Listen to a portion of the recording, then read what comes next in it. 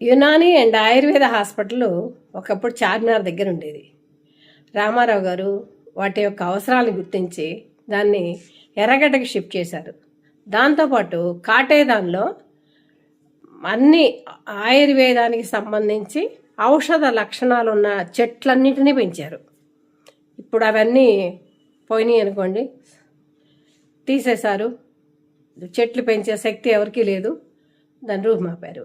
ఆ ఆయుర్వేద హాస్పిటల్ నిర్మాణం జరిగిన తర్వాత దాని ప్రారంభోత్సవ సమయానికి రామారావు గారే దానికి అతిథిగా వచ్చారు. ఆ టైంకి నేను కూడా వెళ్ళాను. వారు ఉపన్యాసం చెప్తూ ఉన్నారు, నేను కొంచెం లేట్ అయింది, చెప్పేటప్పుడు వెళ్ళాను. మన సంస్కృతి సంప్రదాయాల్ని విస్మరించాము అని చెబుతూ మన సంస్కృతిని విడనాడేమో, మన సాంప్రదాయాల్ని కూడా విడనాడేమో, మన కట్టు బొట్టు జుట్టు తీరే మారే అని నన్ను చూపించారు. ఇక జనమంతా నన్ను చూసి నవ్వారండి. అంటే సమయస్ఫూర్తి, సమయానికి చెలోక్తులు భలేసేవారు రామారావు గారు మాత్రం. కానీ సమయస్ఫూర్తి చాలా ఎక్కువ. అది ఈరోజు ఎంతమందికి ఉపయోగపడుతుందో ఆయుర్వేదిక్ హాస్పిటల్ చెప్పలేము. యునాని అంతే. తెల్ల మచ్చలు వచ్చినాయి అంటే యునాని హాస్పిటల్కి వెళ్తే వాటికి పరిష్కారం ఉంటుంది. ఆయుర్వేదం కూడా చాలా వాటికి ఆయుర్వేదం వాడటం మంచిది. కాకపోతే కొంచెం కడుపులో మంట పడుతుంది, మజ్జిగ ఎక్కువ తాగాలి. ఆయుర్వేదం కూడా అల్లోపతి కన్నా బెస్ట్. కాకపోతే మనం ఏంటంటే ఈజీగా పోయేదిను ఈజీగా చేసేదానికి ఎక్కువ అలవాటు పడ్డాం అంతే.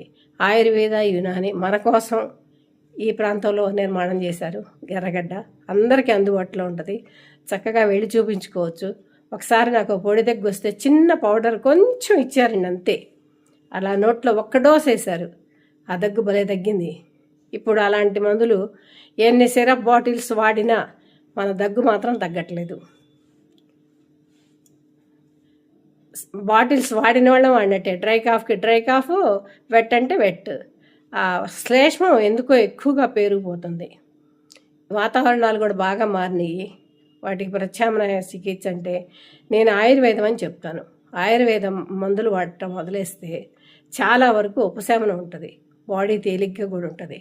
వాళ్ళన్నీ ఎన్నో పరిశోధనలు చేసిన తర్వాత మనకి అందుబాటులోకి తీసుకొచ్చిన మెడిసిన్స్ అవన్నీ. సాధ్యమైనంత వరకు వాటిని మళ్ళీ అలవర్చుకోండి.